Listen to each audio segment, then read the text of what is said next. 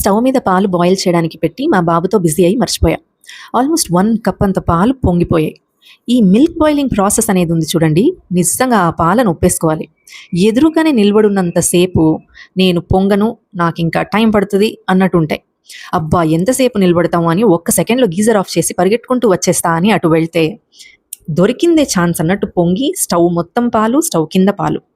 పాలు పోతే కూడా పర్లేదు, ఆ పోస్ట్ పొంగు క్లీనింగ్ ప్రాసెస్ ఉందే అదే పెద్ద టాస్క్. సరే ఈసారి మాత్రం నిజంగా 1 కప్ అంత పాలు ఒరిలిపోయి ఉంటాయి. చూస్తుంటే గుండె తరుక్కుపోయింది.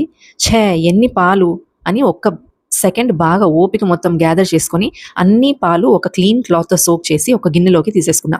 ఏం చేద్దామని ఐడియా లేదు, ఏదో ఒకటి చేద్దామని ఒలికిపోని పాలతో super easy, super tasty and super healthy protein and iron filled పెసరపప్పు పాయసం ప్రిపేర్ చేశా. Details are in the description. తర్వాత సంగతి ఈ ఒలికిపోయిన పాలది ఫ్రిడ్జ్లో పెట్టున్నా. నెక్స్ట్ డే సండే ఉండే, సో మా ఇద్దరి బాబులకి ఆయిల్ బాత్ డే సండే.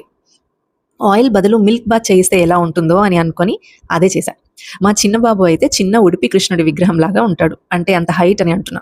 వాడికి స్నానం చేయిస్తూ కృష్ణుడికి అభిషేకం చేస్తున్నట్టు ఫీల్ అయిపోయా.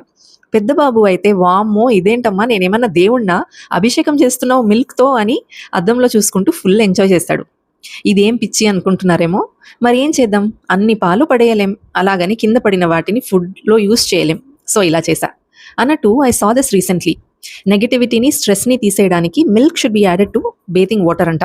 Like how we add rock salt and all to reduce the stress and inflammation and stuff.